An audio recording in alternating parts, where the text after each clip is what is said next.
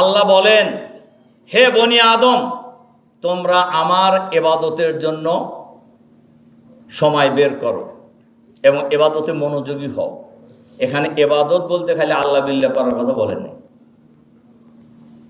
তাহলে আমি তোমাদের অন্তরকে প্রাচুর্য দিয়ে ভরে দেব, আর তা যদি না করো তোমাদের হাতগুলিকে আমি কর্মব্যস্তময় করে রাখবো, কিন্তু অভাব দূর করব না।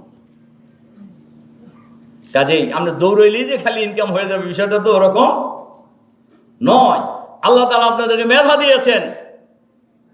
আপনারা দেশের সবচাইতে ক্রিম অফ সোসাইটি বলে খ্যাত। আপনারা পয়সার পিছনে ঘুরবেন কেন? পয়সা আপনাদের পিছনে ঘুরবে ইনশাআল্লাহ। কাজে আগামী দিনে এই জাতিকে নেতৃত্ব দেওয়ার জন্য সবচাইতে মেধাবী লোকের বেশি প্রয়োজন, সবচাইতে সাহসী লোকের বেশি প্রয়োজন, সবচাইতে প্রতিশ্রুতিবদ্ধ লোকের বেশি প্রয়োজন। আমি মনে করি সেই লোক আমাদের হাতে আছে ইনশাআল্লাহ। কাজে জাতিকে সে কথাটা ভালো করে জানাইতে হবে, আর জানানোর জন্যই আমরা এই দেওয়াল ভেঙে ফেলতে হবে। আমরা গোটা জাতিকে আমরা এক করে ফেলবো ইনশাআল্লাহ।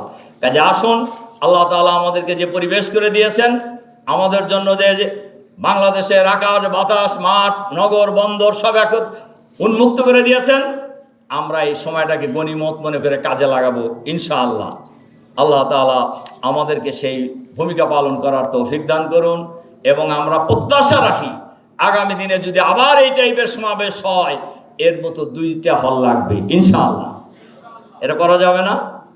মহানগর দক্ষিণের 7 সদস্যদের যে সমাবেশ আছে, তাহের ভাই সেখানে গিয়েছিলেন, আমিও সেখানে গিয়েছিলাম।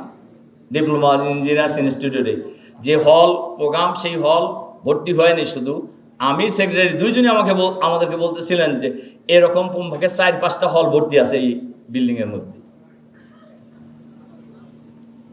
কাজেই ডাক্তারদের মধ্যেও অনেক ডাক্তার আছে। আসুন আমরা সবাই মিলে আমরা ভয় করব শুধু কাকে? আল্লাহকে। সাহায্য চাইব আল্লাহর উপর, আল্লাহর, আর নির্ভর করব আল্লাহ তাআলার উপরে। আমার দৃঢ় বিশ্বাস এই দেশের মানুষ আগামী দিনে ইসলামের পক্ষে গণজোয়ার সৃষ্টি করবে ইনশাআল্লাহ।